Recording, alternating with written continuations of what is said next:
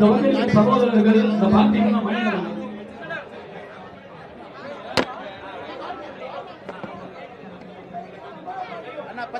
வணக்கங்கண்ணா. என்னோடு இந்த பக்கத்தினுடைய பொறுப்பு டிஜிபியாக திரு வெங்கட்ராமன் அவர்கள் பொறுப்பேற்றிருக்கிறார். இதற்கு முன்பு இருந்த டிஜிபி திரு சங்கர் ஜிவால் அவர்கள் ஓய்வு பெற்றிருக்கிறாங்க. அவர்கள் புது பொறுப்புக்கு போயிருக்காங்க. ஓய்வு பெற்றதற்காக எங்களுடைய வாழ்த்துக்களை தெரிவித்துக் கொள்கின்றோம். எப்பொழுதுமே இல்லாத அளவுக்கு தமிழகத்தில் ஒரு டிஜிபியை நியமனம் செய்யாம முதலமைச்சர் அவர்கள் கடைசி நேரத்தில் ஒரு கோப்புல பொறுப்பு டிஜிபி என்கின்ற ஒரு கோப்புல கையெழுத்து போட்டுட்டு கிளம்பிட்டாங்க ஜெர்மனிக்கு. யூபிஎஸ்சி சுப்ரீம் கோர்ட்டினுடைய கைட்லைன் படி ஒரு டிஜிபி பொறுப்பேற்ற பிறகு குறைந்தபட்சம் 2 ஆண்டுகள் அந்த டிஜிபி கொடுக்கணும். ரிட்டையர் ஆகிறதுக்கு 6 மாதம் இருக்கும் பொழுது மாநில அரசு ஒரு பட்டியலை தயார் செய்து யூபிஎஸ்சிக்கு அனுப்பணும். 5 பேர் இருக்கக்கூடிய பட்டியல். யூபிஎஸ்சியிலிருந்து 3 பேர்த்த தீர்மானம் செய்து மாநில அரசுக்கு அனுப்பி வைக்கும். முதலமைச்சருக்கு 3ல் யாரு வேண்டுமானாலும் டிஜிபியா நியமனம் செய்வதற்கு அதிகாரம் இருக்கு. இது உச்சநீதிமன்றம் 2010 இதை வரைமுறைப்படுத்தியிருக்கிறார். ஆனா சங்கர் ஜிவால் அவர்கள் இன்னைக்கு ரிட்டையர் ஆகிறாங்கன்னு தெரிஞ்சு 6 மாதத்திற்கு முன்பிருந்து எந்த கோப்பையும் தயார் செய்யாம 6 சீனியர் பைபாஸ் பண்ணி 6 மூத்த காவல்துறை அதிகாரிகளை பைபாஸ் பண்ணி சீனியாரிட்டி ஆர்டர்ல 7ஆவதாக இருக்கக்கூடிய திரு வெங்கட்ராமன் அவரை பொறுப்பு டிஜிபியாக இந்த பணியில் அமர்த்த வேண்டிய கட்டாயம் என்ன, அவசியம் என்ன? இதனால 6 ஐபிஎஸ் அதிகாரிகளுக்கு சீனியாரிட்டியில பிரச்சனை வருது. குறிப்பாக சீமா அகர்வால் அவர்கள், சந்தீப் ராய் ரத்தோர் அவர்கள், அபய்குமார் சிங் அவர்கள், வன்னிய பெருமாள் அவர்கள், ராஜீவ்குமார் அவர்கள், பிரமோத் குமார் அவர்கள், இவங்க எல்லாமே 6 பேர் இதுக்கு மேல இருக்காங்க. அதனால இன்னைக்கு தமிழகத்தினுடைய பொறுப்பு டிஜிபி காலையில அந்த பொறுப்பேற்கக்கூடிய விழாவில் 8 டிஜிபி பங்கேற்கல. அவருக்கு மேல சீனியாரிட்டியில் இருக்கிற 6 பேரும், அவருக்கு கீழே இருக்கிற 2 பேர் 8 டிஜிபி புறக்கணித்திருக்கின்றார்கள். எப்படி காவல்துறையில சட்டம் ஒழுங்க நம்ம காப்பாற்ற முடியும்? காவல்துறைக்குள்ளேயே சண்டை ஏற்படுத்தி, காவல்துறைக்குள்ளேயே பிரச்சனை ஏற்படுத்தி, காவல்துறைக்குள்ளேயே அதிகார போட்டியை முதலமைச்சர் கொண்டு வந்ததன் காரணமாக காவல்துறை நண்பர்கள் பலம் இழந்து நிற்கிறாங்க. சமீபத்தில் வந்த ஆய்வறிக்கை உங்களுக்கு தெரியும். இந்தியாவில் 31 மாநகரத்தில் ஆய்வு பண்ணாங்க மத்திய அரசு அமைப்பு. அதுல சென்னை 21வது நகரமாக இருந்திருக்கிறது. அதாவது பெண்களுக்கு பாதுகாப்பு இருக்கக்கூடிய நகரமாக NARI 2025 அமைப்பு நடத்தியிருக்கக்கூடிய ஆய்வறிக்கையின்படி சென்னை மாநகரம் 31 நகரத்தில் 21வது நகரம் தான் பாதுகாப்பு. 6 பெண்கள் 6% 100க்கு அவங்க மட்டும்தான் மிக பாதுகாப்பாக இருக்கின்றோம். 46 பேர் பாதுகாப்பா இருக்கிறோம். 48% பெண்கள் நாங்க பாதுகாப்பாவே இல்லைன்னு சொல்லியிருக்கிறாங்க. இதையெல்லாம் திமுக அரசு வெட்கி தலைகுனியணும். இந்த லட்சணத்துல காவல்துறைக்குள்ள சண்டனையும் பிரிவினைவாதத்தையும் ஏற்படுத்தி எடுத்திருக்கக்கூடிய முதலமைச்சர் மு.க. ஸ்டாலின் அவர்களுக்கு கடுமையான கண்டனங்கள். எங்களை பொறுத்தவரை இது இல்லீகல். பொறுப்பு டிஜிபி என்கின்ற பொறுப்பே இது ஒரு இல்லீகலான வேலை. சட்டத்தில் இதுக்கு இடம் கிடையாது.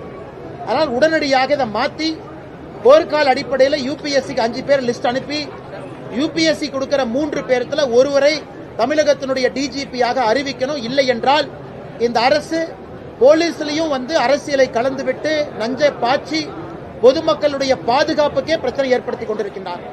நான் தொடர்ந்து குற்றம் சாட்டுற இன்னொரு குற்றம், அரசு பள்ளியில மாணவர்கள் குறைந்து கொண்டிருக்கின்றார்கள். இந்த ஆண்டு ரிப்போர்ட் வந்திருக்கு. 2025-26 இந்த அகாடமிக் இயர் உள்ள வந்தவங்க ரிப்போர்ட் இப்ப இருக்கு. அதுல பாத்தீங்கன்னா அரசு பள்ளியில வெறும் 37% மாணவர்கள் தான் தமிழகத்தில் அரசு பள்ளியில படிக்கிறாங்க. 62.1% மாணவர்கள் தனியார் பள்ளியில படிக்கிறாங்க. இதற்கு முன்பு 2023-24 ஆய்வறிக்கை எடுத்தீங்கன்னா 42% குழந்தைகள் அரசு பள்ளியில படிச்சாங்க. 42.2% குழந்தைகள் அரசு பள்ளியில படிச்சாங்க. இன்னைக்கு 37.9% குழந்தைகள் தான் அரசு பள்ளியில படிக்கிறாங்க. திமுக அரசு வந்த பிறகு கடந்த 3 ஆண்டுகள்ல மட்டுமே 5% குழந்தைகள் அரசு பள்ளியில குறைந்து தனியார் பள்ளியில அதிகமாயிருக்கிறாங்க. இதான் அவங்க அரசு பள்ளி நடத்தக்கூடிய லட்சணம். அதற்கு ஒரு கல்வித்துறை அமைச்சர் அன்பில் மகேஷ் பொய்யாமொழி இருக்கிறாங்க. இவ்வளவு பில்டப், இவ்வளவு பட்ஜெட். அரசு பள்ளியை உங்களால காப்பாற்ற முடியல, அரசு பள்ளியில தரத்தை கொடுக்க முடியவில்லை என்றால் எதற்காக சமக்கல்வி, சமூக நீதி கல்வின்னு எதற்காக வாய்களையே பேசுறீங்க? இதற்கும் அரசு பொறுப்பேற்று பதில் சொல்லணும். வேறு வேறு மாநிலங்கள்ல அரசு பள்ளி மாணவர்கள் அதிகரிக்கிறாங்க. உதாரணம் உத்தரப்பிரதேசம். ஆனா தமிழகத்தில் அரசு பள்ளி மாணவர்கள் குறைவதற்கான காரணம் என்ன? எதற்காக அதிக பணம் கொடுத்து கட்டணம் கொடுத்து தனியார் பள்ளிக்கு அவங்க போகணும்? மூன்றாவது, சிவகங்கையில வைகை நதியில திருப்புவனத்துல உங்களுடன் ஸ்டாலின் வந்த பெட்டிஷன்லாம் ஆத்துல போட்டதை பார்த்தோம். இன்னைக்கு வட்டாட்சியர் வந்து கம்ப்ளைண்ட் கொடுத்திருக்காரு, ஆபீஸ்ல வச்சதை எவனோ திருடிட்டு போயிட்டாங்க. வெட்கமா இல்லையா? இந்த மாதிரிலாம் சொல்றீங்க, மக்கள் இதை நம்பணும்னு நினைக்கிறீங்களா? வட்டாட்சியர் அலுவலகத்துக்குள்ள பூட்டு போட்டு திருடி இருந்தா அன்னைக்கே உங்களுக்கு தெரிஞ்சிருக்கும், பூட்டை உடைச்சு ஆத்துல வீசினதுக்கு அப்புறம் நாங்கள்லாம் அதை உங்க கவனத்துக்கு கொண்டு வர்றோம், பத்திரிகை நண்பர்கள் கவனத்துக்கு கொண்டு வரோம். ஆத்துல போட்டு 3 நாள் கழிச்சு வட்டாட்சியர் போலீஸ் ஸ்டேஷன் போய் யாரோ வட்டாட்சியர் அலுவலகத்தில் வந்து அப்ளிகேஷனை திருடிட்டு போயிட்டான், ஆத்துல தூக்கி போட்டான்னு கம்ப்ளைண்ட் கொடுக்குறாங்க. தமிழ்நாடு முழுவதுமே இந்த உங்களுடன் ஸ்டாலின் என்பதே ஒரு ஃப்ராடு திட்டம். இதுல யாருக்கும் எந்த பிரயோஜனமும் இல்ல. சும்மா அப்ளிகேஷனை வாங்குறது, குப்பை தொட்டியில போடுறது, ஆத்துல போடுறது, அல்லது தீ வச்சு கொளுத்திடுறது. அப்படி இருக்கும் பொழுது எதற்காக இந்த பில்டப் டிராமா? அதனால் முதலமைச்சர் நேரடியா பதில் சொல்லணும். எங்களுக்கு வட்டாட்சியர் பதில், இந்த பதில் வேண்டாம். உங்களுடன் ஸ்டாலின் என்கின்ற நிகழ்வை நடத்திவிட்டு எதற்காக பொதுமக்களை ஏமாற்றிக் கொண்டிருக்கின்றீர்கள் என்பதும் எங்களுடைய கேள்வியா இருக்கு. இதை தாண்டி நண்பர்கள் கேள்விகள் அண்ணா, டிஜிபி இன்சார்ஜ் இல்லைன்னு நான் சொல்ல வரலீங்கண்ணா. டிஜிபி இன்சார்ஜ் எப்பவுமே எலெக்ஷனுக்கு முன்னாடி போடுவாங்க, ஒரு அரசு வெளியே போகும்போது போடுவாங்க, புதிதாக அரசு வந்ததுக்கு அப்புறம் அதை வரைமுறைப்படுத்துவாங்க. ஆனா எங்கேயுமே 6 பேர்த்த சூப்பர் சீட் பண்ணி பார்த்தது நான் பார்த்தது இல்லைங்கண்ணா. அதுவும் 6 மாதத்திற்கு முன்பே சங்கர் ஜிவால் அவர்கள் ஓய்வு பெற போறாங்கன்னு தெரிந்த பிறகு 6 பேர்த்த சூப்பர் சீட் பண்ணி போட வேண்டிய கட்டாயம் என்ன? அதனுடைய வெளிப்பாடு இன்னைக்கு பொறுப்பு டிஜிபி, நல்லவரா கெட்டவரா நான் சொல்ல விரும்பலீங்கன்னா, பொறுப்பு டிஜிபி அவருடைய பதவியேற்பு விழால 8 மூத்த ஐபிஎஸ் அதிகாரிகள் பங்கேற்கல. அப்ப ஐபிஎஸ் அதிகாரிகளுக்குள்ளேயே கோஷ்டி பூசல் சண்டை வந்தா பொதுமக்களுடைய உயிருக்கு உத்தரவாதம் யாரு? அதனால் பொறுப்பு டிஜிபி நடைமுறை எதுக்கு? எலெக்ஷனுக்கு 8 மாசம் இருக்கு. இன்னைக்கு அவங்க 6 மாசம் முன்னாடி ஃபைல் அனுப்பிச்சிருக்கணும். இவங்களா முடிவு பண்ணிட்டாங்க, முதல் 3 டிஜிபிக்கள் திமுக எதிரானவங்க, ஏன்னா நம்ம ஆளுகளை அரெஸ்ட் பண்ணிருக்காங்க, இவங்க ஆகாது இவங்க ஆகாதுன்னு எல்லாத்தையும் கழிச்சு கடைசியா 7ஆவதா இருக்கிற தூக்கி போட்டிருக்காங்க. இதை வன்மையாக கண்டிக்கின்றோம். முதலமைச்சர் பதில் சொல்லணும். சரி, சங்கர் ஜிவால் அவங்க ரிட்டையர் ஆயிட்டாங்க. தமிழகத்துல தீயணைப்புத்துறைக்கு புதிதாக ஒரு பதவியை உருவாக்க வேண்டிய கட்டாயம் என்ன? எதுக்காக உருவாக்குறீங்க? எதுக்காக பதவி உருவாக்குறீங்க? ஏன் இன்னைக்கு இருக்கக்கூடிய தீயணைப்புத்துறையினுடைய டிஜிபி சரியில்லையா? எதற்காக புதியதாக ஒரு பதவியை உருவாக்குறீங்க? ரிட்டையர் ஆயிட்டாரு, முடிஞ்சது. கடைசி நாள் ஃபேர்வெல் பரேடு கொடுத்தாச்சு, எல்லா அதிகாரிகள் வந்து நன்றி சொல்லியாச்சு. அந்த ஒரு அதிகாரி என்ன ஸ்பெஷலா? அந்த ஒரு அதிகாரிக்காக ஒரு தனி துறையை உருவாக்கி, அந்த டிஜிபி ஃபயர் சர்வீஸ்க்கு மேல ஒரு துறையை உருவாக்கி, இது இந்தியாவில் எங்கேயுமே இல்லாத அநியாயம். இருக்கிற டிஜிபிக்கு ரிட்டையர் ஆன பிறகு ஒரு துறை, அந்த டிஜிபி பொறுப்புக்கு 6 பேருக்கு சூப்பர் சீட் பண்ணி பொறுப்பு. இதை எப்படி பொதுமக்கள் பார்ப்பாங்க? அரசியல் போலீஸ் துறையில கலப்பது திராவிட முன்னேற்ற கழகம் தான் பார்ப்பாங்க. அதைத்தான் நாங்கள் கேள்வியாக எழுப்பின்றோம். முதலமைச்சர் பதில் சொல்லட்டும். டிஜிபி ஃபயர் போர்ஸ் அதற்கு மேல எதற்கு அந்த பொறுப்பு உருவாக்குனீங்க? காரணம் சொல்லுங்க. எதுக்கு உருவாக்குனாங்க? எல்லாவற்றிலும் அண்ணாமலை திமுகவை விமர்சனம் பண்ணிக்கொண்டே இருக்கிறார். திமுக எந்த நல்லது செய்தாலும் அதுக்கு அண்ணாமலைக்கு பிடிக்கலையா அப்படிங்கிற திமுகவோட விமர்சனத்தை எப்படி பார்க்குறீங்க? அண்ணா, இப்ப நான் சொன்னதெல்லாம் ஆதாரத்தின் அடிப்படையில் பேசினேங்க. நான் பேசினது எல்லாமே ஆதாரத்தின் அடிப்படையில் திமுக செய்திருக்கக்கூடிய தவற சொன்னேன், இந்து முன்னணி அவர்கள் செய்து கொண்டிருக்கக்கூடிய நல்லதை சொன்னேன். நான் சொன்ன டிஜிபி விவகாரத்தில் பத்திரிகை நண்பர்கள் நான் தவறா சொன்னா நீங்க என்னை பிடிச்சிருவீங்க. அண்ணா, டேட்டா தப்பா கொடுக்குறீங்க. நான் அரசு பள்ளி மாணவர்கள் டேட்டாவை நான் கொடுக்குறேன், அது 5% அரசு பள்ளி மாணவர்கள் இங்க கம்மியா இருக்கிறாங்க. ஆதாரத்தின் அடிப்படை இடத்துல இருக்கு முதலீடு ஈர்த்ததில்.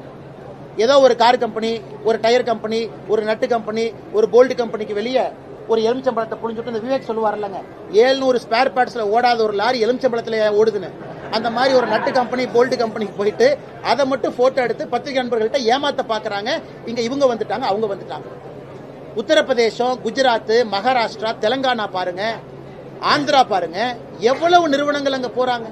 அதனால் ஏமாற்றுகின்ற வேலை 10,26,000 கோடி, 10.26 lakh crore அவங்க அதிகாரப்பூர்வ கணக்கு. வெள்ளை அறிக்கை கொடுங்க, எப்ப வந்துச்சு, எங்க வந்துச்சு, பில்டிங் ஆயிடுச்சா, செங்கல் வச்சாச்சா? இன்னைக்கு முதலமைச்சர் ஜெர்மனி போக வேண்டிய அவசியம் என்ன, லண்டன் போக வேண்டிய அவசியம் என்ன?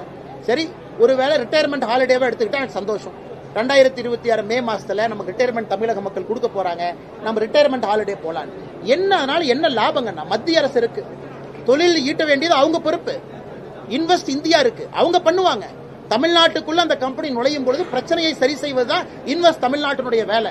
நீங்க அங்க போறது வேலை கிடையாது. சரி போங்க.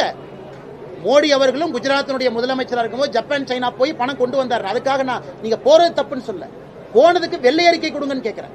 10,26,000 கோடி ரூபாய்க்கு வெள்ளை அறிக்கை கொடுங்க. நட்டு போல்ட்டு எலுமிச்சம்பழத்தை தவிர என்ன கொண்டு வந்தீங்கன்னு காட்டுங்க. இல்லாட்டி 750 ஸ்பேர் பார்ட்ஸ்ல ஓடாது. முன்னாடி மாட்ட எலுமிச்சம்பழத்துல ஏன்னா ஓடும். நான் கேட்கல, மக்கள் கேட்கலாம். அமெரிக்கா வரி விதிப்புல 50% காட்டன் இண்டஸ்ட்ரி செக்டர்ஸ் எல்லாமே வந்து பயங்கர லாஸ். சென்ட்ரல் கவர்மெண்ட் என்ன பண்ணுது? ஆனா நிதி அமைச்சர் அவங்க கிட்ட நேத்து நம்முடைய பாரதிய ஜனதா கட்சியினுடைய தொண்டர்கள் தலைவர்கள் எல்லாம் சென்னையில ஒரு நீண்ட விவாதம் நடத்தினாங்க. மாநில தலைவர்லாம் இருந்தாங்க. இன்னைக்கு நம்முடைய மத்திய அரசு போர்க்கால அடிப்படையில் அமெரிக்காவுக்கு இங்கிருந்து நாம் எக்ஸ்போர்ட் செய்யற நம்முடைய இது பாத்தீங்கன்னா 5ல் கிட்டத்தட்ட 1%, 20-22% இன்னைக்கு அமெரிக்காவுக்கு மட்டும் போகுது. ஸோ 50% வரி விதிப்பு என்பது நிச்சயமா இங்க இருக்கக்கூடிய ஏற்றுமதியாளர்களுக்கு அது ஒரு பின்னடைவு தான். அதுல எந்த மாற்று கருத்து இல்லை. ஆனா அரசு இதை உணர்ந்து தயார்படுத்த ஆரம்பிச்சிட்டாங்க. புதிதாக 40 கண்ட்ரீஸ் கிட்ட புரிந்துணர்வு ஒப்பந்தம், இந்த புது மார்க்கெட்டை உருவாக்குவதற்கான முயற்சியில நம்முடைய அரசு இறங்கி இருக்கிறாங்க. பியூஷ் கோயல் அவர்கள் நேற்று டெல்லியில கூட பேசினாங்க. அதனால் எனக்கு நம்பிக்கை இருக்கு, நம்முடைய ஏற்றுமதியாளர் நண்பர்கள், குறிப்பாக திருப்பூர், குறிப்பாக கோயம்புத்தூர், இந்த பகுதியில் இருக்கக்கூடிய ஏற்றுமதியாளர்களுக்கு அவங்க போட்டிருக்கக்கூடிய ஃபார்வர்டு கான்ட்ராக்ட் என்ன இருக்கோ பிரச்சனை நடக்கும். அதனால் நீங்க இந்த நேரத்தில் அன்பான வேண்டுகோள், தைரியமா இருங்க, கொஞ்சம் பொறுமையா இருங்க. அரசு உங்களுக்காக போர்க்கால நடவடிக்கையில இறங்கி இருக்கிறது. இன்னும் சில வாரங்கள்ல இதற்கான மாற்று வசதி இது ஒண்ணுங்களா. ரெண்டாவது, இன்னைக்கு பேசல் நாம்ஸ் மாத்தணும், ஜிஎஸ்டி நாம்ஸை தளர்த்தணும். செப்டம்பர் 2-3 ஜிஎஸ்டி கூட்டம். அதுல நிச்சயமாக ஒரு பெரிய மகிழ்ச்சிகரமான ஏற்றுமதியாளர்களுக்கு எல்லோருக்குமே சந்தோஷப்படக்கூடிய நிகழ்வு ஜிஎஸ்டி மீட்டிங்ல, கவுன்சில் மீட்டிங்ல நடக்குங்கிற நம்பிக்கை. அதன் பிறகு வங்கி, reserve bank of India, dollar 88 ரூபாய் இருக்கு. ரிசர்வ் பேங்க் ஆஃப் இந்தியா கண்டிப்பா கட்டுப்படுத்துவதற்கான நடவடிக்கை அவங்க எடுக்க ஆரம்பிச்சிருக்காங்க. ஏன்னா ஒரு பக்கம் டாலர் ஏறனால ஏற்றுமதியாளர்களுக்கு நன்மை, ஆனா டாலர் ஏறனால இறக்குமதியாளர்களுக்கு பிரச்சனை. அதை நிச்சயமா ஆர்பிஐ கணக்கில் எடுக்கும். ஆனா சகோதரர் கேட்கிற கேள்வி நியாயமானதுதான், எல்லோருக்குமே ஒரு பயத்தை ஏற்படுத்தியிருக்கு. அதே நேரத்தில் அமெரிக்காவுடைய அதிபர் ட்ரம்ப் அவர்கள் சம்பந்தமே இல்லாத போட்டிருக்கக்கூடிய 50%, யாரும் இதை ஏத்துக்க மாட்டாங்க.